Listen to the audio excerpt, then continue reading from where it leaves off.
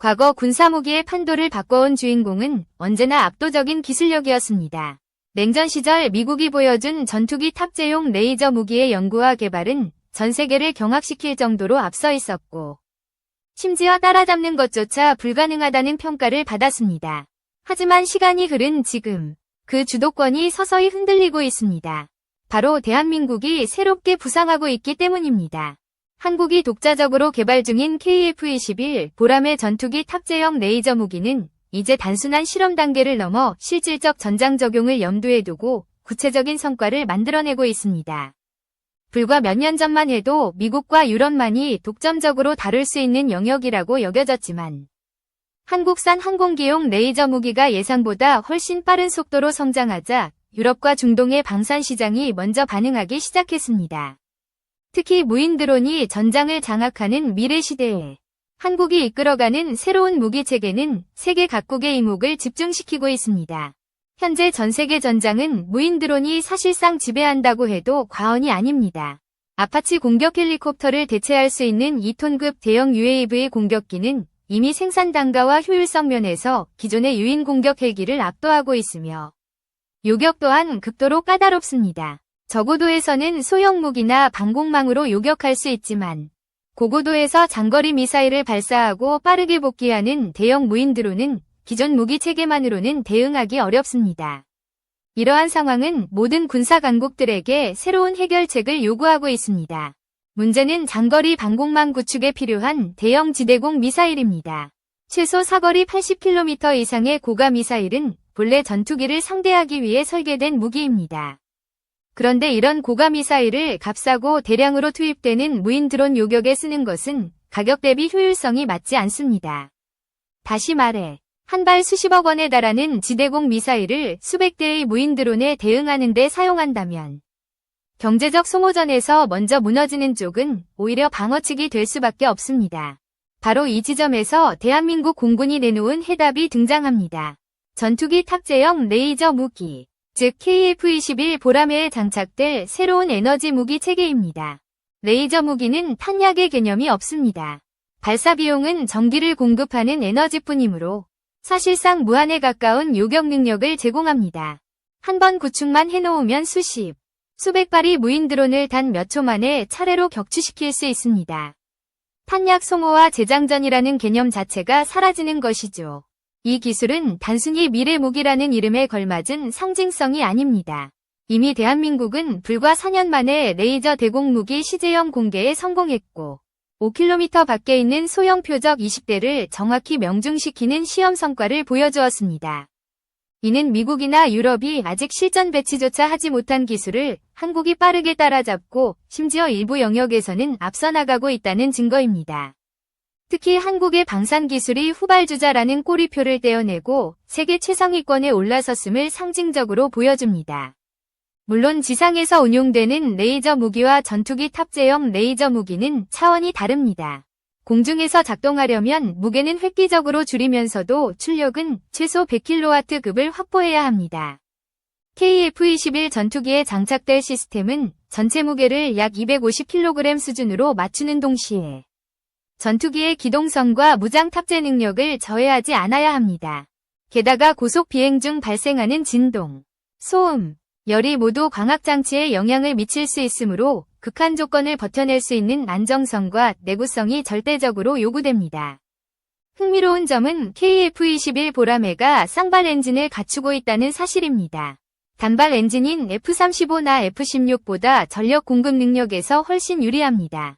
두 개의 강력한 엔진에서 전력을 안정적으로 뽑아내기 때문에 고출력 레이저를 발사할 수 있는 여건이 마련되는 것이죠. 이런 구조적 이점은 한국산 전투기에만 있는 특별한 강점으로 평가받고 있습니다. 이미 한국은 지상 방공용 레이저 무기에서 50kW급 성능을 확보했고, 이를 100kW급으로 확장하는 개발 계획을 밝힌 바 있습니다. 더 나아가 2035년까지 250kW급 초고출력 레이저 무기를 확보해 국경 방위망에 배치하겠다는 청사진도 제시했습니다. 이러한 로드맵은 단순한 구상이나 허황된 꿈이 아니라 이미 일정 부분 현실화된 기술적 성과를 바탕으로 제시된 계획입니다. 결국 KF-21 전투기 탑재형 레이저 무기가 갖는 가치는 단순한 신기술 이상의 의미를 가집니다. 탄약 비용 제로, 무제한 요격 능력, 초정밀 타격이라는 세 가지 요소가 동시에 결합되면서 이 무기는 전 세계 전장에서 완전히 새로운 게임 체인저가 될 잠재력을 품고 있습니다. 한국이 이 분야에서 선두권을 차지하게 된다면 이제는 미국이나 유럽이 한국을 추격해야 하는 상황이 전개될 수도 있습니다. 대한민국의 레이저 무기 개발이 특별히 주목받는 이유는 단순한 기술적 진보 때문만이 아닙니다. 이 무기는 곧 다가올 6세대 전투기의 필수 조건으로 자리 잡고 있기 때문입니다. 미국, 중국, 러시아, 유럽 모두 레이저 무기 연구에 뛰어들었고 한국 역시 그 경쟁의 한복판에서 확실한 존재감을 드러내고 있습니다. 중국 언론은 한국은 아직 6세대 전투기도 못 만들고 있다며 비웃었지만 현실은 정반대입니다. 한국은 극비리의 레이저 무기 청사진을 차례대로 공개하며 이미 세계 최고 수준의 시제 테스트에 성공했습니다. 미국조차 아직 전투기 실전 배치에 이르지 못한 무기를 한국이 앞서서 시험에 성공한 것입니다.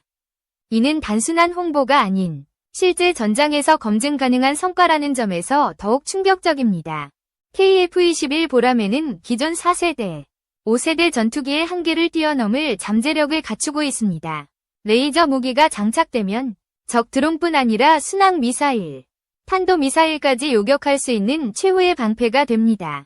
무엇보다도 레이저 무기의 속도는 빛의 속도, 초속 32만 km에 달하기 때문에 요격당하는 적은 대응조차 할 틈이 없습니다.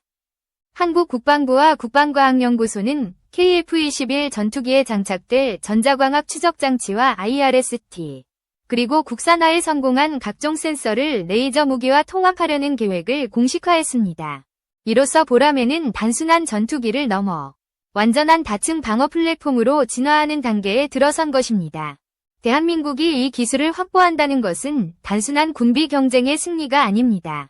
주변국이 한국의 군사적 부상을 두려워할 수밖에 없는 이유이기도 합니다. 미국과 유럽이 여전히 실험 단계에 머무는 사이 한국은 이미 실용화를 목전에 두고 있습니다. 이 차이는 가까운 미래, 동북아 안보 지형을 완전히 뒤흔들 결정적 요소로 작용할 것입니다. KF-21 보라매 전투기용 레이저 무기를 둘러싼 가장 큰 난관은 단순히 출력과 무게 조절 문제가 아닙니다. 공중이라는 특수한 환경에서 안정적으로 작동해야 한다는 점이 핵심입니다. 전투기는 고속 비행 중 강한 진동과 극심한 기동을 반복합니다. 또한 음속에 가까운 속도로 상승과 하강을 거듭할 때 발생하는 열과 압력은 광학 장비의 안정성을 위협합니다. 이러한 조건 속에서도 레이저 무기가 정확히 조준해 표적을 타격해야 하기 때문에 그 기술적 난이도는 상상을 초월합니다. 그러나 대한민국은 바로 이 불가능에 가까운 과제를 하나씩 해결해가고 있습니다. 기존의 지상용 레이저 무기에서 축적한 경험을 바탕으로 경량화 기술을 확보하고 광학 장비가 흔들림 속에서도 정밀 조준을 유지할 수 있는 진동 흡수 및 냉각 시스템을 개발 중입니다. 이는 단순히 따라잡기 수준이 아니라 세계가 아직 시도하지 못한 영역까지 돌파하려는 시도라 할 수 있습니다. 특히 KF-21 보라매의 쌍발 엔진 구조는 이 무기를 가능케 하는 핵심 열쇠입니다. 단발 엔진 전투기인 F-35, F-16은 전력 공급의 한계 때문에 고출력 레이저를 안정적으로 운용하기 어렵습니다. 하지만 KF-21은 두 개의 엔진에서 안정적이고 강력한 전력을 확보할 수 있어 100kW급 레이저 출력을 순간적으로 끌어올리는 것이 가능합니다. 이 점에서 KF-21은 미국의 최신 전투기와 비교해도 결코 밀리지 않는 구조적 장점을 갖습니다. 또한 한국은 이미 지상 방공용 레이저 무기에서 놀라운 성과를 기록했습니다. 5km 거리에서 소형 무인기를 연속으로 격추시키는 데 성공했으며 향후 2035년까지 250kW급 레이저 무기를 확보한다는 구체적인 계획을 세워두었습니다. 만약 이 로드맵이 계획대로 진행된다면 KF-21 전투기 레이저 무기는 단순히 실험용 장비에 머무르지 않고 실질적 전력으로 자리 잡게 될 것입니다. 이 무기의 전장 가치는 말로 다 표현하기 어렵습니다. 기존 미사일 요격 체계는 발사당 수십억 원의 비용이 소요되지만 레이저 무기는 한 번 발사에 드는 비용이 사실상 전력 공급뿐입니다. 무인 드론, 순항 미사일, 심지어는 탄도 미사일까지 무제한에 가까운 방어 능력을 확보할 수 있다는 뜻입니다. 적이 아무리 대규모 포화 공격을 감행하더라도 한국군은 상대적으로 낮은 비용으로 이를 방어할 수 있는 능력을 갖추게 됩니다. 이러한 상황은 한국을 둘러싼 안보 지형에서 전략적 균형을 뒤흔드는 결과를 낳습니다. 예를 들어 중국은 수천 기의 무인 드론과 장거리 미사일을 기반으로 양으로 압도하는 전술을 구사할 수 있다고 믿어왔습니다.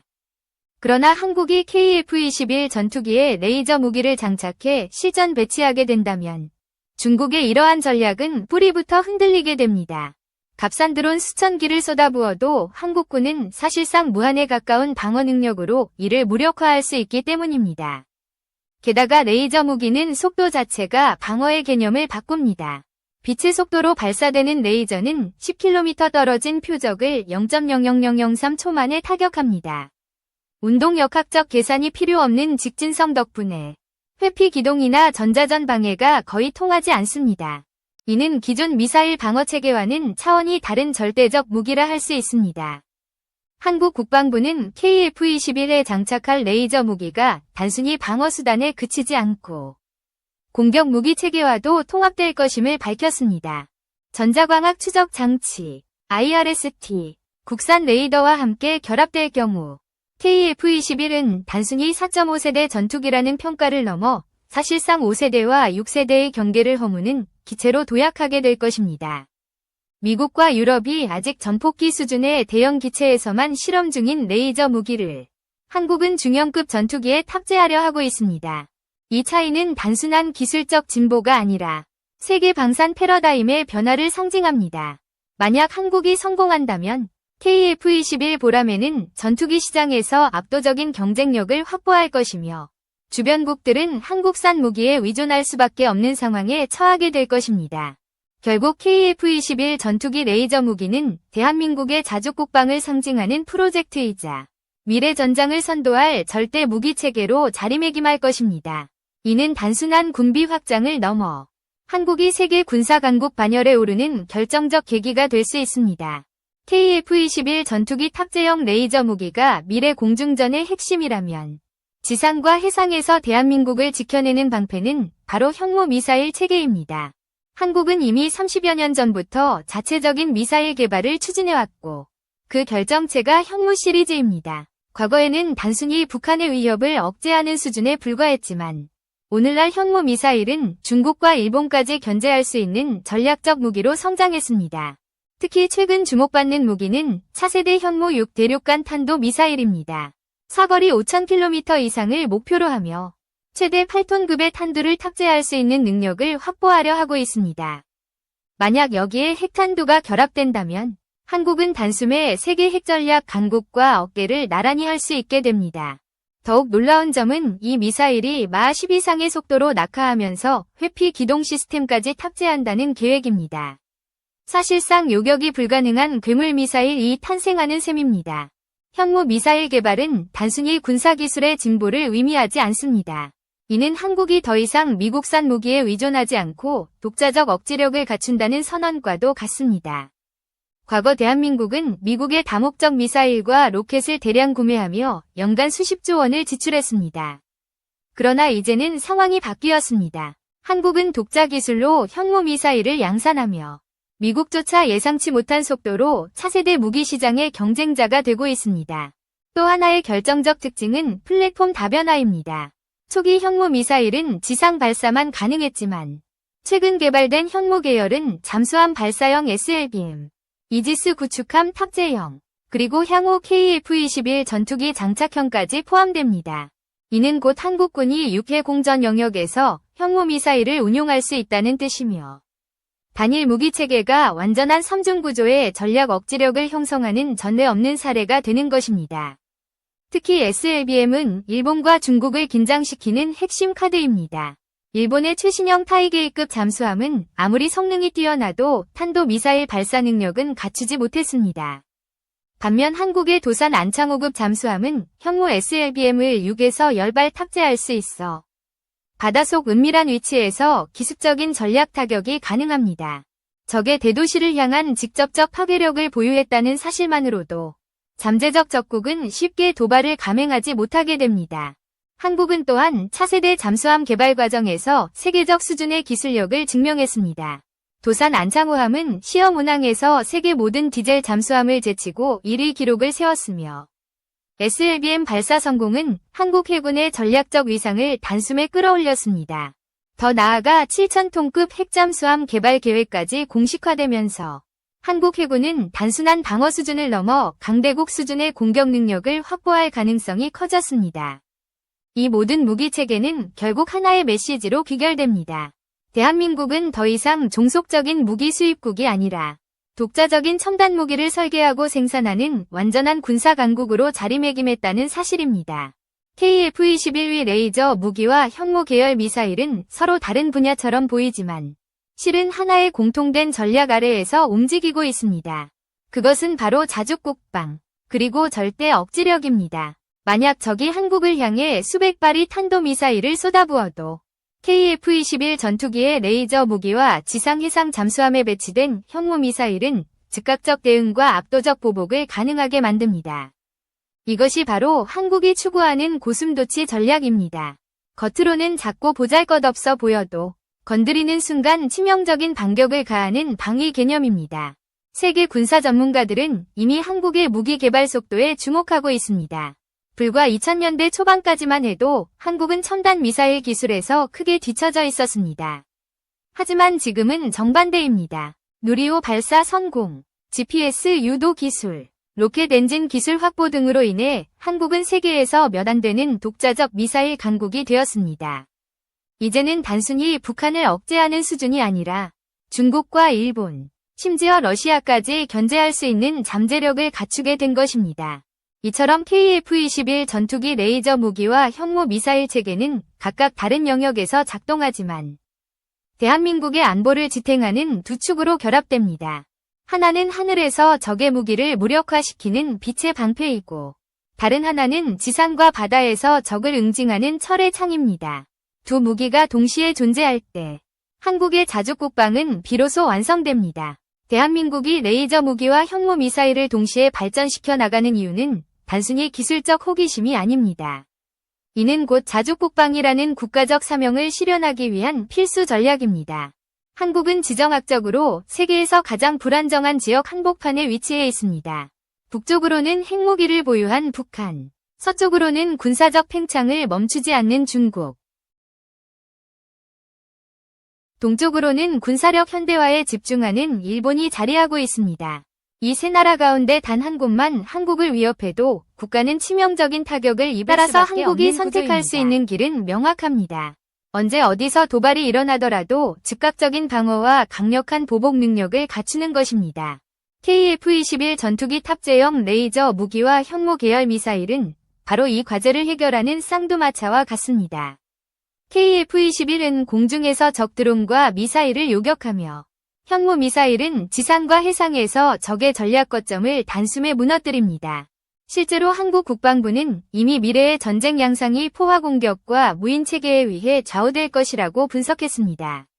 중국과 러시아는 수백 기의 드론대를 이용한 집단 공격 전술을 실험해왔고 북한 역시 값싼 무인기를 대량으로 투입해 한국군의 방공망을 시험하려 한 사례가 있습니다. 이런 상황에서 KF-21 레이저 무기는 단순한 선택이 아니라 생존을 위한 필수 무기입니다.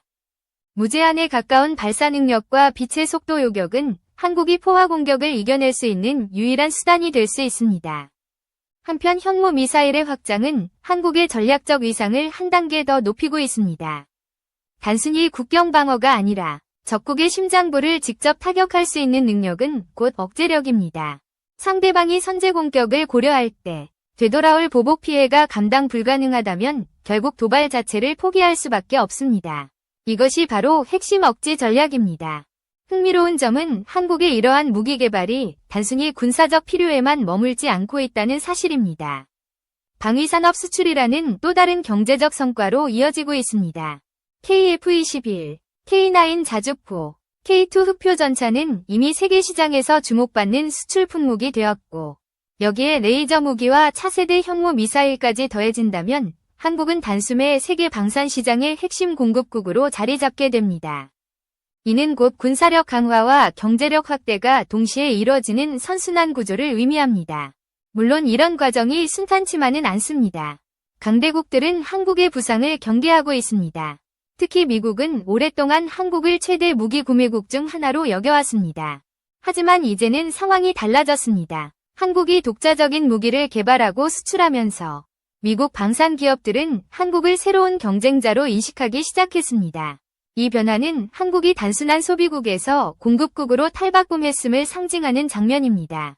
중국과 일본 역시 한국의 군사기술 발전에 크게 긴장하고 있습니다. 중국은 자국의 드론 전력과 대규모 미사일 보유량을 무기 삼아 동북아에서 군사적 우위를 과시해왔지만 한국의 레이저 무기 체계 앞에서는 그 전략이 무용지물이 될 가능성이 큽니다. 일본은 최신형 잠수함과 미사일 방어 체계를 보유하고 있지만 현무 SLBM과 핵잠수함 계획 앞에서는 그 격차가 뚜렷해집니다. 결국 한국의 무기 개발은 단순한 기술 경쟁을 넘어 동북아 전체 안보 지형을 재편하고 있습니다. 과거 한국은 주변 강대국들 사이에서 방어만 하는 작은 나라로 여겨졌습니다. 그러나 이제는 상황이 달라졌습니다. KF-21 전투기, 레이저 무기, 현무 미사일, SLBM, 핵잠수함 개발은 한국을 강대국과 대등한 위치로 끌어올리고 있습니다. 이 변화는 국민에게도 중요한 메시지를 전달합니다.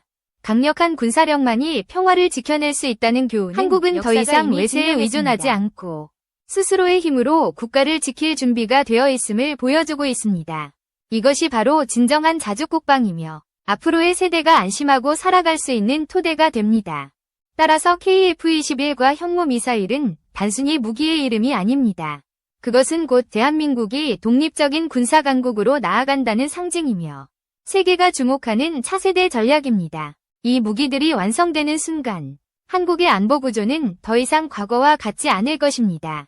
대한민국의 군사력은 지금 역사상 가장 중대한 전환점을 맞이하고 있습니다. KF-21 보람의 전투기에 장착될 레이저 무기와 현무 계열 탄도미사일은 단순히 새로운 무기체계가 아닙니다. 이 둘은 한국이 그토록 갈망해온 자주국방의 완성판이자 미래 전장을 지배할 게임 체인저입니다.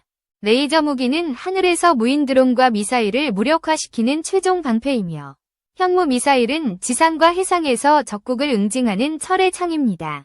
방패와 창이 동시에 존재할 때 한국의 방위력은 절대적 억지력으로 변모합니다. 적국이 선제 공격을 감행한다면 빛의 속도로 요격당하고 그 직후 현무 미사일이 적의 심장을 꿰뚫는 시나리오는 더 이상 상상 속의 이야기가 아닙니다. 그것은 이미 한국군이 준비하고 있는 냉혹한 현실입니다. 특히 현무 6대륙간 탄도미사일은 한국의 안보 전략을 근본적으로 바꾸어 놓습니다.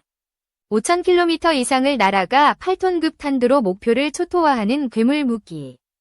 마하 10 이상의 속도로 낙하하며 회피 기동까지 수행하는 이 미사일은 사실상 요격 불가능한 절대 무기로 설계되고 있습니다. 만약 여기에 핵탄두가 결합된다면 한국은 더 이상 지역 강국이 아니라 글로벌 핵전략 강국으로 도약하게 됩니다.